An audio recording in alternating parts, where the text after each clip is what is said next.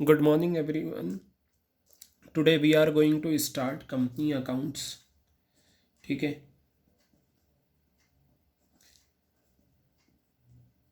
Company accounts की जो book है आपके 12th क्लास में वो कुछ इस तरीके की है. आप देखें, ये रहा लेटेस्ट एडिशन 2020 का. ये रही बुक. ठीक है, लेकिन आपको बुक में से करने की ज़रूरत नहीं है. कंपनी अकाउंट्स में जो आप पढ़ते हैं वो दो अकाउंटिंग पढ़ते हैं. एक आप पढ़ते हैं अकाउंटिंग फॉर शेयर्स की अकाउंटिंग. एक आप अकाउंटिंग पढ़ते हैं अकाउंटिंग फॉर डिबेंचर्स. किसकी अकाउंटिंग पढ़ते हैं? डिबेंचर्स की. ओके, अब देखिए,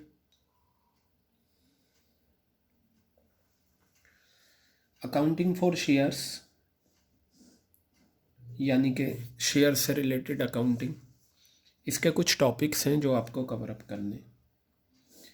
पहला, issue of shares for cash. Shares को इशू करना, बेचना कैश में. दूसरा टॉपिक है issue of shares for consideration. Issue of shares for consideration other than cash. Issue of shares for consideration other than cash. तीसरा है forfeiture of shares. forfeiture of shares. फिर आपका आ जाता है reissue of forfeited shares. Reissue of forfeited shares. Then आपका आता है pro rata allotment. ये आपके टॉपिक्स हैं, प्रोराटा अलॉटमेंट. और साथ में हम कह सकते हैं टॉपिक बना दो calls in arrears, calls in advance. Calls in arrears and calls in advance. Calls in arrears and calls in advance. Girls, ये हमारे टॉपिक हैं कंपनी अकाउंट्स में जो हमें कवर अप करने हैं. इसमें जो एक बड़ा क्वेश्चन आता है 8 मार्क्स में, वो आपका प्रोराटा अलॉटमेंट का आता है. अकाउंटिंग फॉर डिबेंचर्स में आपको दो तरह की आपके सिलेबस में अकाउंटिंग होती है. एक होता है इशू ऑफ डिबेंचर्स, ठीक है. एक होता है redemption of debentures. Issue of debentures और एक होता है रिडम्पशन ऑफ डिबेंचर्स. अब आपके लिए खुशखबरी ये है कि अकाउंटिंग फॉर डिबेंचर्स में जो ये टॉपिक है रिडम्पशन ऑफ डिबेंचर्स, ये इस साल आपके सिलेबस में नहीं है. इसे सिलेबस से डिलीट कर दिया. और ये काफ़ी बड़ा टॉपिक था. इसमें 4 या 5 टॉपिक सब टॉपिक्स थे, लेकिन उन्हें डिलीट कर दिया गया है. अब आपको सिर्फ इशू ऑफ डिबेंचर्स पढ़ना है, ठीक है. इसमें भी अपने कुछ टॉपिक्स हैं, जैसे मैं लिख देता हूँ, आप चाहें तो. Issue of debentures for cash. Issue of debentures for cash.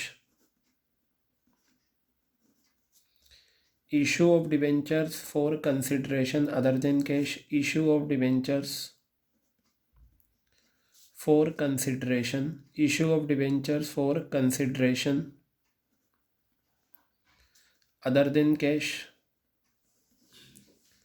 Issue of debentures for consideration other than cash.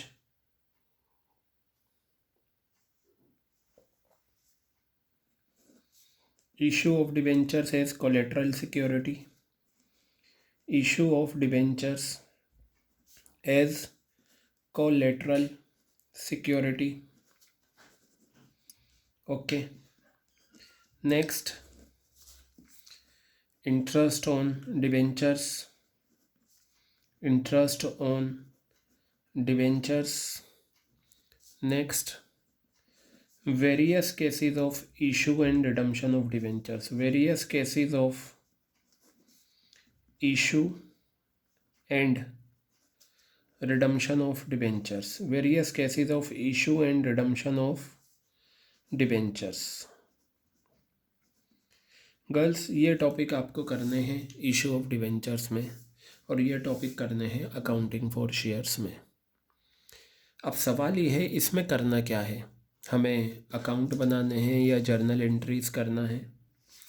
देखिए बेटा, मैं आपको एक चीज़ और बताऊं। हाँ, इसमें एक टॉपिक आपका और आता है, writing of discount. Writing of discount, या इसे हम बोलते हैं loss on issue of debentures. Loss on issue of debentures. Loss on issue of debentures. Clear है? तो बेटा, इसमें कंपनी अकाउंट्स में, चाहे आप अकाउंटिंग फॉर शेयर्स करो, अकाउंटिंग फॉर डिवेंचर्स करो, इसमें 99% आपको जर्नल एंट्रीज पास करनी है। क्या करनी है? 99% जर्नल एंट्रीज पास करनी है। 1% अकाउंट बन सकते हैं अगर क्वेश्चन की डिमांड है, अदरवाइज़ आपको जर्नल एंट्रीज पास करनी होंगी कंपनी अकाउंट्स में, चाहे अकाउंटिंग फॉर शेयर्स हो, चाहे अकाउंटिंग फॉर डिबेंचर्स हो। ठीक है? तो बेटा, हम स्टार्ट करेंगे अकाउंटिंग फॉर शेयर्स से। ठीक है? तो सबसे पहले आप ये देखिए, सबसे पहले मैं अकाउंटिंग फॉर शेयर्स में आपको शेयर्स की डेफिनेशन बताता हूँ। शेयर्स की डेफिनेशन क्या है अकाउंटिंग फॉर शेयर्स। ठीक है? तो बेटा, शेयर्स की डेफिनेशन में सबसे पहले शेयर की हम बात करते हैं कि शेयर्स क्या होते हैं। देखिए, आपको पता है, जो एक कंपनी है, पब्लिक कंपनी, उस कंपनी को पैसा चाहिए। ठीक है? कंपनी को क्या चाहिए? पैसा चाहिए। अब कहाँ से पैसा लें बिजनेस करने के लिए? एक ऑप्शन कंपनी के पास ये है कि कंपनी पैसा जो है बैंक से लोन ले सकती है, फाइनेंशियल इंस्टीट्यूशन से लोन लेकर बिजनेस कर सकती है, बैंक से लोन लेकर बिजनेस कर सकती है। रुके हुए रिजर्व हैं जो हमने बांटे नहीं थे, उन्हें इस्तेमाल कर सकते हैं हम अपने बिजनेस में। या एक ऑप्शन ये है कि हम पब्लिक से क्यों पैसा नहीं लेते। हम पब्लिक से पैसा लेते हैं, कंपनी कहती है कि हम पब्लिक से पैसा लेंगे और पब्लिक को उसके बदले कुछ ना कुछ हम देते रहेंगे। पब्लिक को हम कुछ ना कुछ देते रहेंगे और पब्लिक से पैसा ले लेते हैं। ठीक है? तो पब्लिक से पैसा लेने का कोई ना कोई तरीका तो होना चाहिए। ये कोई कि कंपनी पब्लिक के पास जाएगी और ये कहेगी, पब्लिक लाओ, मुझे 5,000 दो, मुझे 10,000 दो, मुझे 1,00,000 दो, मुझे 1 करोड़ दो, और हम इसके बदले में तुम्हें कुछ ना कुछ देंगे। तो पब्लिक से पैसा लेने का एक तरीका होता है। ठीक है? तो उन्हीं तरीक़ों में से होता है शेयर्स। शेयर्स क्या है? कंपनी की लॉन्ग टर्म रिक्वायरमेंट को पूरा करता है। शेयर जो होता है वो क्या है? सोर्स ऑफ फंड है। कंपनी का जो फंड होता है उसका एक सोर्स है, और ये लॉन्ग टर्म सोर्स होता है। क्या होता है ये? लॉन्ग टर्म सोर्स होता है। Long term source of finance, याद रखिएगा। यानी कि कंपनी शेयर्स के थ्रू जो पैसा लेती है वो अपनी लॉन्ग टर्म रिक्वायरमेंट को पूरा करने के लिए लेती है। ठीक है? अब ये जो शेयर्स इशू होते हैं, देखिए शेयर्स के साथ एक वर्ड आता है इशू। इशू का मतलब होता है सेल करना। अगर आपको ये लिखा हुआ है इशू ऑफ शेयर्स, ठीक है, तो इसका मतलब ये है कंपनी ने क्या करे? शेयर्स को बेचा, सेल ऑफ शेयर्स। क्लियर हो गई बात? कंपनी ने क्या करे? सेल ऑफ शेयर्स, शेयर्स को बेचे। तो मैं हमेशा, और कंपनी अकाउंट्स में आपका आगे भी इशू ऑफ शेयर्स वर्ड जहाँ भी आएगा तो आपको समझ जाना चाहिए ये सेल ऑफ शेयर्स है। जैसे कम उसमें कैश फ्लो स्टेटमेंट में भी आया था, क्या वर्ड आया था? इशू ऑफ शेयर्स आया था या नहीं? तो बेटा, इशू ऑफ शेयर्स का मतलब होता है सेल ऑफ शेयर्स। ठीक है? देखिए, आपने शेयर मार्केट का नाम सुना होगा। शेयर मार्केट में क्या होते हैं, शेयर्स बेचे जाते हैं। ये शेयर मार्केट क्या होती है, आपका जो बिज़नेस में फाइनेंशियल मार्केट का टॉपिक है उसमें आप वो सारी चीज़ें पढ़ेंगे। आपको बस बेसिकली छोटा छोटा जानना है, डिटेल में नहीं जानना। शेयर मार्केट में क्या होते हैं, शेयर्स बेचे जाते हैं। अब एक बात सुनिए, आपके दिमाग में बहुत सारे सवाल आएंगे। क्या शेयर्स को हम देख सकते हैं? शेयर्स को आप देख नहीं सकते, इसकी कोई फिज़िकल फॉर्म नहीं होती। ठीक है, कंपनी क्या करती है, शेयर्स बेचती है। सर्टिफिकेट पे नंबर लिखे होते हैं कि भाई 5 शेयर्स बेचे, 10 शेयर्स बेचे या 15 बेचे। क्लियर है, ये बातें लिखी होती हैं। तो सबसे पहला सवाल, शेयर्स की कोई फिज़िकल फॉर्म नहीं होती। दूसरा सवाल, कौन कौन शेयर्स ख़रीद सकता है? बेटा हिंदुस्तान में कोई भी इंसान शेयर्स ख़रीद सकता है। एक रिक्शा वाले से लेकर एक बिजनेसमैन, कोई भी शेयर्स ख़रीद सकता है किसी भी कंपनी के। सुने, कहाँ पर ख़रीदे जाएंगे शेयर्स? जो ख़रीदे जाते हैं अब वो ऑनलाइन ख़रीदे जाते हैं, इलेक्ट्रॉनिक फॉर्म में। पहले फ़िज़िकल फॉर्म में हुआ करता था, अब क्या हो गया है, ऑनलाइन हो गया है। ठीक है, इसके लिए आपको अपने आप को किसी ब्रोकर के पास रजिस्टर्ड कराना पड़ता है, फिर आपको डीमैट अकाउंट ओपन कराना पड़ता है, तब जाकर आप शेयर्स ख़रीदते हैं। शेयर मार्केट का अप एंड डाउन आप देखते हैं कि शेयर मार्केट में अप एंड डाउन कैसा है। क्लियर हुई बात? कंपनी, अब आपके दिमाग में यह आएगा, कंपनी ये जो पैसा लेती है शेयर्स के बदले, कंपनी इसका करती क्या है? बेटा इस पैसे को कंपनी बिजनेस में लगाती है। कंपनी ने कहा भाई हमें 1 करोड़ रुपए की ज़रूरत है, तो कंपनी ने शेयर्स बेचे और पब्लिक से पैसा ले लिया। अब इस 1 करोड़ रुपए को कंपनी क्या करेगी, इन्वेस्ट करेगी। कहाँ पर इन्वेस्ट करेगी कंपनी इसे? लॉन्ग टर्म रिक्वायरमेंट में, जैसे किसी दूसरे बिजनेस में लगा दिया, या फिक्स एसेट्स ख़रीदने में पैसा लगा दिया। ठीक है, तो बिज़नेस करने के लिए ही पैसा लेती है कंपनी, खाने के लिए पैसा नहीं लेती। अब ज़रा ध्यान से सुनिएगा, जो लोग कंपनी के शेयर्स ख़रीदते हैं वो शेयर होल्डर कहलाते हैं। क्या कहलाते हैं? ये शेयर्स हैं कंपनी के। ठीक है, इन शेयर्स को अगर हम ख़रीदते हैं तो हम क्या कहलाएंगे, शेयर होल्डर्स कहलाएंगे। क्या कहलाएंगे हम? Share holders. जैसे फॉर एग्ज़ाम्पल ये कंपनी है, ठीक है, कंपनी ने, ये मिस्टर ए हैं, मिस्टर ए से पैसा लिया। मिस्टर ए कुछ पैसा इस कंपनी में, XYZ कंपनी में इन्वेस्ट करना चाहते हैं। मिस्टर कंपनी XYZ ने कहा भाई हम आपको शेयर्स बेचेंगे, आप हमारे शेयर्स ख़रीद लो। ठीक है, तो मिस्टर ए ने क्या करा, कंपनी के 50 शेयर्स ख़रीदे। नंबर होते हैं इसके, 1 ख़रीदो, 2 ख़रीदो, 50 ख़रीदो, 100 ख़रीदो, और हर शेयर का प्राइस होता है। और शेयर का जो मार्केट प्राइस होता है ना, जैसे मैंने फाइनेंशियल मैनेजमेंट में भी समझाया था, शेयर का जो मार्केट प्राइस होता है वो हर सेकंड चेंज होता है। तो 50 शेयर्स मान लो इस कंपनी ने ख़रीदे 400 रुपये के ईच, मिस्टर ए ने ख़रीदे कंपनी XYZ के, तो पता चला कितने रुपए के ख़रीद लिए, 20,000 रुपीज़ के। अब ये जो 20,000 रुपये हैं मिस्टर ए किसे दे देंगे, कंपनी XYZ को दे देंगे। इसका मतलब ये है मिस्टर ए ने अपने 20,000 रुपये XYZ में इन्वेस्ट कर दिए। क्या कर दिए? XYZ में इन्वेस्ट कर दिए।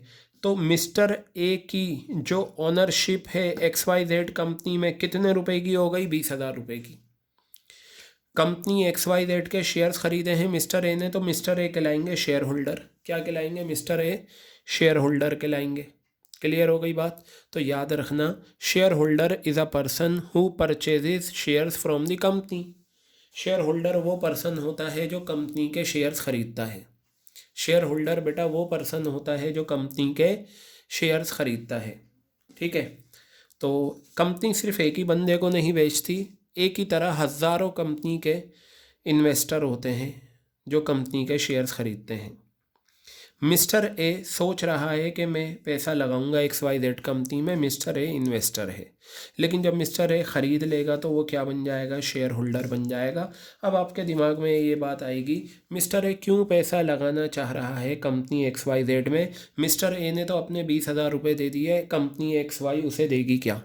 XYZ ये कहती है कि देखो मिस्टर है, तुमने हमारे यहाँ 20,000 रुपये लगाए ना, तुमने हमारे शेयर्स ख़रीद लिए। अच्छा याद रखना, जब हम किसी कंपनी के शेयर्स ख़रीदते हैं तो हम उस कंपनी के मेंबर्स बन जाते हैं। क्या बन जाते हैं? हम उस कंपनी के मेंबर्स बन जाते हैं। ठीक है, तो मिस्टर ए से कंपनी XYZ ने ये कहा कि तुम जो शेयर्स ख़रीद रहे हो, 20,000 रुपये तुमने हमें दिए, हम तुम्हें इस 20,000 के बदले में कुछ रिटर्न देंगे। क्या देंगे? इस 20,000 रुपये के बदले में रिटर्न देंगे। और इस रिटर्न का नाम क्या होता है बेटा? डिविडेंड होता है। क्या होता है इस रिटर्न का नाम? डिविडेंड होता है। जैसा आपने देखा होगा डिबेंचर्स पे हम क्या देते हैं? इंटरेस्ट। इसी तरीके से कंपनी शेयर्स पर अपने शेयर होल्डर को क्या देती है? डिविडेंड देती है। ये जो डिविडेंड होता है कंपनी के द्वारा, कंपनी क्या करती है? इसे पे करती है। कंपनी क्या करती है? डिविडेंड को पे करती है। ठीक है, और जो शेयर होल्डर्स होते हैं वो क्या करते हैं? इसे रिसीव करते हैं। शेयर होल्डर रिसीव करते हैं इसे। तो कंपनी का ये एक्सपेंस बनता है और शेयर होल्डर की क्या बनती है? इनकम बनती है। लेकिन बेटा शेयर्स भी क्या होते हैं? दो तरह के होते हैं। अगर आप शेयर्स को देखें तो शेयर्स क्या होते हैं? दो तरह के होते हैं। एक होता है इक्विटी शेयर्स। क्या होता है? Equity shares. और एक होता है प्रेफरेंस शेयर्स। क्या होते हैं? Preference shares. शेयर्स जो है एक सोर्स है पैसा लेने का पब्लिक से कंपनी के द्वारा। अब हम ये देखते हैं इक्विटी शेयर्स और प्रेफरेंस शेयर्स दोनों में क्या डिफरेंस है। अब सुने, जो लोग कंपनी के इक्विटी शेयर्स खरीदते हैं वो इक्विटी शेयर होल्डर कहलाते हैं। इक्विटी शेयर होल्डर्स, क्लियर है बात? जो लोग कंपनी के प्रेफरेंस शेयर्स खरीदते हैं वो क्या कहलाते हैं? Preference share holders. क्या कहलाते हैं? वो प्रेफरेंस शेयर होल्डर्स कहलाते हैं। क्लियर हो गई बात? और दोनों ही इक्विटी और प्रेफरेंस वालों को मिला दें तो वो शेयर होल्डर बन जाते हैं। ठीक है, इक्विटी शेयर होल्डर क्या करते हैं? बदले में इन्हें क्या मिलता है? डिविडेंड मिलता है। लेकिन ये डिविडेंड कौन सा होता है? ये डिविडेंड होता है इक्विटी डिविडेंड। क्या होता है? Equity dividend. जो लोग प्रेफरेंस शेयर्स खरीदते हैं प्रेफरेंस शेयर होल्डर कहलाते हैं। ठीक है, इनको जो डिविडेंड मिलता है वो क्या मिलता है? प्रेफरेंस डिविडेंड मिलता है। ठीक है, ये तो आया दोनों का वो। लेकिन याद रखना दोनों में जो डिफरेंसेस हैं वो क्या हैं? मेनली इक्विटी शेयर्स और प्रेफरेंस शेयर्स में क्या डिफरेंस है? प्रेफरेंस शेयर्स जो लोग खरीदते हैं उन्हें दो प्रेफरेंस दी जाती हैं। क्या दी जाती हैं? दो प्रेफरेंस। नंबर 1, प्रेफरेंस वालों का डिविडेंड पहले पे किया जाता है, इक्विटी वालों का डिविडेंड बाद में पे किया जाता है। प्रेफरेंस वालों का डिविडेंड पहले पे किया जाता है, इक्विटी वालों का डिविडेंड बाद में पे किया जाता है। ठीक है, मैं यहाँ लिख देता हूँ। आपकी अगर डेफिनेशन आती है प्रेफरेंस शेयर्स क्या होते हैं तो आप ये लिख सकते हैं कि preference shares are those shares which have two preferences over equity share. Number 1, dividend on preference shares, dividend on preference shares, dividend on preference shares is paid first. Dividend on preference share is paid first as compared to equity. As compared to equity. Clear हो गई बात ये? ठीक है, दूसरा, जब company हमेशा के लिए बंद होती है, मान लो कंपनी XYZ हमेशा के लिए बंद हो रही है, तो जो प्रेफरेंस वालों ने पैसा लगा रखा है XYZ कंपनी में, पहले प्रेफरेंस वालों का पैसा दिया जाता है, बाद में इक्विटी वालों का। इसे हम लिखते हैं in case of winding up of company. In case of winding up of company, जब हम कंपनी को वाइंड अप करते हैं, in case of winding up of company, preference capital will be paid first. Preference capital will be paid first. ये दो benefits होते हैं, दो प्रेफरेंसेस होती हैं प्रेफरेंस शेयर होल्डर्स को। किसके कंपैरिजन में? इक्विटी के कंपैरिजन में। दूसरी बात, आपको क्वेश्चन में जो प्रेफरेंस शेयर्स गिवन होते हैं वो इस तरह से गिवन होते हैं, 10% प्रेफरेंस शेयर्स, ठीक है, क्या लिखा होता है? 10% प्रेफरेंस शेयर्स, ये होता है 11% प्रेफरेंस शेयर्स, ठीक है। इसका मतलब ये हो गया बेटा कि ये जो प्रेफरेंस से पहले रेट होता है ये डिविडेंड का रेट होता है। क्या होता है? ये आपका डिविडेंड का रेट होता है। यानी कि हम प्रेफरेंस शेयर्स पे कितने परसेंट से डिविडेंड देंगे? 10% से। हम प्रेफरेंस शेयर्स पे कितने परसेंट से डिविडेंड देंगे? 11% से। तो प्रेफरेंस वालों का जो डिविडेंड का रेट होता है वो फिक्स होता है, लेकिन इक्विटी वालों का डिविडेंड फिक्स नहीं होता।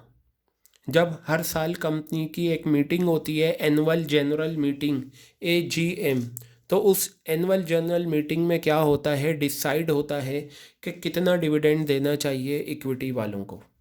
क्लियर हो गई बात? लेकिन प्रैक्टिकल लाइफ में जो सबसे ज़्यादा शेयर्स इशू होते हैं वो इक्विटी ही होते हैं। इक्विटी शेयर सबसे ज़्यादा इशू होते हैं प्रैक्टिकल लाइफ में, और ज़्यादातर क्वेश्चन भी आपको इक्विटी के ही गिवन होंगे। क्या होंगे? आपको इक्विटी के ही गिवन होंगे। क्लियर हो गई बात ये? ठीक है। तो बेटा ये जो शेयर्स हम ख़रीदते हैं, बेचते हैं, ये सब ऑनलाइन होते हैं अब, ठीक है। इसके लिए सबसे पहला तरीका ये होता है कि अगर हम मान लो हम अगर प्रैक्टिकली शेयर्स ख़रीदना चाह रहे हैं किसी कंपनी के, तो हमें सबसे पहले क्या करना होगा? जो रजिस्टर्ड ब्रोकर्स हैं उनके पास जाकर हमें अपने आप को रजिस्टर्ड कराना होगा। ज़्यादातर जो बैंक हैं सारे ब्रोकर्स का काम करते हैं, उनके पास हम अपने आप को रजिस्टर्ड करा सकते हैं। और शेयर्स ख़रीदने के लिए या डिबेंचर्स या प्रेफरेंस ख़रीदने के लिए हमें एक इलेक्ट्रॉनिक अकाउंट ओपन कराना होता है जिसका स्पेसिफिक नाम होता है डीमेट अकाउंट। क्या होता है? Demat account. ये डीमेट अकाउंट के बारे में आप पढ़ेंगे फाइनेंशियल मार्केट में, जो आपका बिजनेस स्टडीज़ का अगला टॉपिक है, ठीक है। फिर आप क्या करते हैं? ब्रोकर्स के थ्रू शेयर्स ख़रीदेंगे, बेचेंगे। मान लो 400 रुपये का ख़रीदा, अगर शेयर्स के रेट बढ़ गए, 500 रुपये हो गए, तो आप 500 रुपये में बेच दोगे, 100 रुपये का आपको फ़ायदा हो जाएगा। अगर मान लो 400 रुपये में ख़रीदा था और अब उसकी कीमत 1000 हो गई, आपने 1000 में बेचा, तो आपको 600 रुपये का फ़ायदा हो जाएगा। क्लियर हो गई बात या नहीं है? ठीक है। तो बेटा ये इसका डेफिनेशन था इक्विटी शेयर्स और प्रेफरेंस शेयर्स का। अगर कोई आपसे पूछे इक्विटी और प्रेफरेंस में क्या क्या डिफरेंसेस हैं, तो आप ये कहेंगे कि जो इक्विटी शेयर होल्डर्स होते हैं, ठीक है, उनका जो डिविडेंड का रेट होता है वो फिक्स नहीं होता, प्रेफरेंस वालों का फिक्स होता है। और फिर आप ये भी बताना कि इक्विटी डिविडेंड जो है वो बाद में पे किया जाता है, पहले प्रेफरेंस वालों का डिविडेंड पे किया जाता है, ठीक है। वोटिंग राइट जो होता है वो इक्विटी वालों के पास होता है, प्रेफरेंस वालों के पास वोटिंग राइट नहीं होता। आ गई बात समझ में? ये थोड़ा सा थ्योरेटिकल पार्ट मैंने आपको बताया था, ठीक है बेटा। नेक्स्ट रिकॉर्डिंग में मैं आपको क्या करूँगा, इसका जो थोड़ा सा और थ्योरेटिकल पार्ट है, apart from it we will cover some practical aspects as well. Clear हो गई बात ये? तो चलिए नेक्स्ट रिकॉर्डिंग के लिए वेट करिए, वो भी बहुत जल्दी आपके पास आने वाली है। ये हमारी पहली रिकॉर्डिंग थी कंपनी अकाउंट्स में। होप आपको ये समझ में आया है।